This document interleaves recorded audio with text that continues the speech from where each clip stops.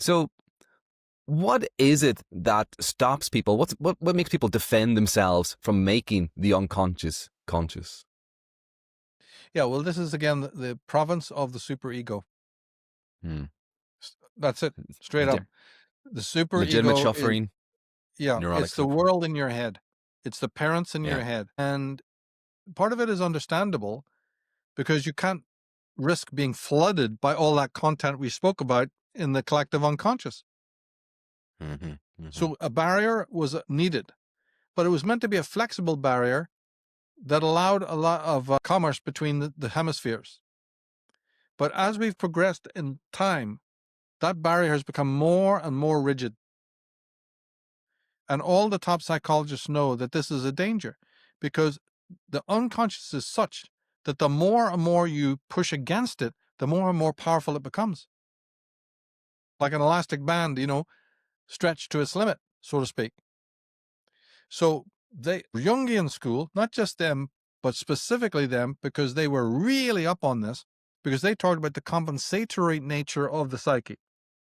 And therefore, they said that what is done on one side is compensated for on the other side. Like there's a very interesting interaction between the two. They're not disconnected. We've already pointed out that the inner unconscious is like the inner nature. Remember Schelling's great quote? And then the outer nature. So the ego is surrounded by two threatening, magnificent forces that it doesn't really understand. And so it has to defend itself, its own identity is threatened by the input of both. So when we look at all the fences and the barriers and the dikes that we see in the physical world, my God, there's a psychic analog to that on the internal. Yeah. And this is aided and abetted by the power of the superego. And this is the sensor that you and I spoke about earlier on when we talked about how dreams are garbled.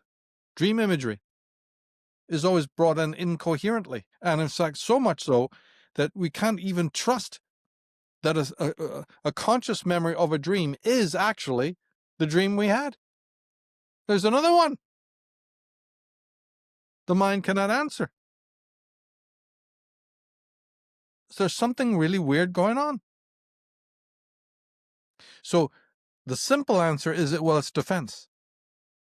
The ego and its defenses. It's Anna Freud's first book, The Ego and its Defenses, because the ego is nothing but a set of defenses. And you wouldn't be you if you didn't have it. But in more artistic, poetic type of people, more sensitized people, that wall that separates them from the unconscious isn't as rigid. And so there's a sort of a more of a flow of fluid communication between the two. And so the ego is enriched. And it's the same with a sensitive person with the external world. They may be closer to nature. They want to live in nature. They want to be around, water, rivers, streams, mountains.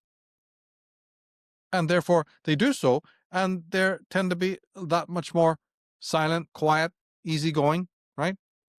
And loving towards animals and the natural world. Same thing. But the person can also be another person, because of their upbringing or whatever, can be deeply threatened by the content of the unconscious. And they can do so irrationally. And therefore they strengthen the walls. Their rigidity, I know people like this, they're so wooden. The schizoid would be a perfect example we talked about. The schizoid has no empathy. So when he's looking at the world, he says, but that was the source of my pain. When I had empathy, I suffered so unbearably. I was abused and hurt. I know. I'll just shut that off. I have no empathy for anyone. I'm completely cold. That's his attempt to save his identity. And he's doing the same thing to the inner self, the voice of the self. He just shuts that right out. That's a pesky, give me a pill, doctor. They don't go to therapy to awaken the inner self. They go there to get it silenced once and for all. Because that's the source. Read your Irish Froms, read your great minds. They'll tell you that voice of the authentic self is the greatest threat to human beings, and the greatest pathology comes about because it won't be silenced permanently. But our world is getting better and better and better. They've tried everything from chemical lobotomies. They can give you any kind of pill that basically lobotomizes you right now, turns you into a zombie. You see? Yeah. So these ego defenses is responsible. But as we said, when you break it down into its most fundamental, and you cut out all the models and you try to get down to the fundamental explanation, it comes down to images that you have of yourself. Now, because of these parental expectations, you have therefore a compromised image of your true self. Because how could you not? The parents have installed an image of what you must and should be. And every time that you tried to flaunt that, you got punished. And eventually, the superego by the 7 years old, now you'll be flooded with guilt. The parents don't even have to do anything. You've installed it in your head, and guilt will flood you when you don't live up to the image that's been put in your head. And therefore, the other part of you is thrown into darkness. That's the darkness of the unconscious. But Jung is the first one to point out, oh, well, actually, I think Freud did too, that anything that is repressed into the unconscious gains more power and comes back with a bang. See, this is where the formula breaks down.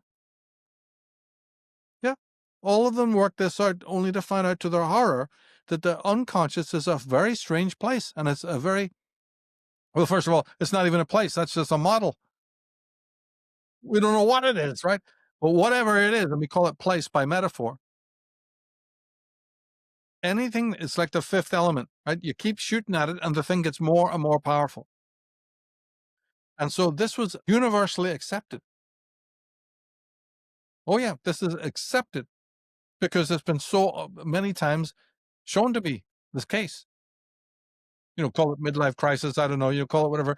Finally, a guy goes spastic and he can't tell what the hell happened to me. Or Jung went so far as to say, you will create events that happen to you from the external world, which occur precisely to precipitate a breakdown or a catastrophe so that integration can take place. So that means that with what we opened, it's exactly the corollary. There is a deep symbiotic connection between the unconscious, the inner nature, and the external nature, and they work in cahoots over and above the intrigue of the ego. And this is what we call fate. This is what he said. When you do not make a situation conscious, it returns to you in the shape of fate, and it derails you from your ego setting. And many Jung would just go, and I'm glad it does, mate, because if it didn't, you would be one of the worst institutionalized people. You'd be the organization man. You'd be almost a robot of conformity. Thank goodness there is, as Rozak said, this organic part of us that rebels against the imposition.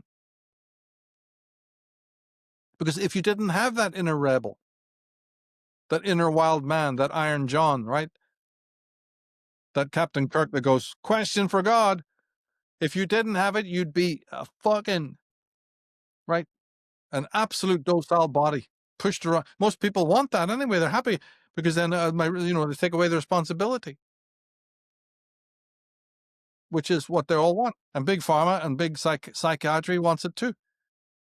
But you see, up until our modern time where we're talking now, there is still hope because there is this clamor, and then there is this conspiracy between the two worlds. And Jung is the man for that. He detailed this in unimaginable detail, showing you that he called it the psychoid realm, a strange place where the mental and the physical meet. And they have a very strange sit down. When they meet, their handshake is very odd, very strange. They know each other. They know each other well, even though they're very different. These are two like guardians, and they come together in the psychoid realm. And they have a common language. They have a common language that they speak. And that language is very frightening to most people. They think they've gone mad or be demonically possessed or something. There's all sorts of ways that this can happen. But even the most normie person is going along, right? And if you watch the movie Fearless with Jeff Bridges, that's just one fantastic iteration of this. There are many others. I mentioned them in my book, on existentialism, all the films. And the inner world gets under heats up, it's under pressure. And something is created in the external world in the form of a person, a place, an event.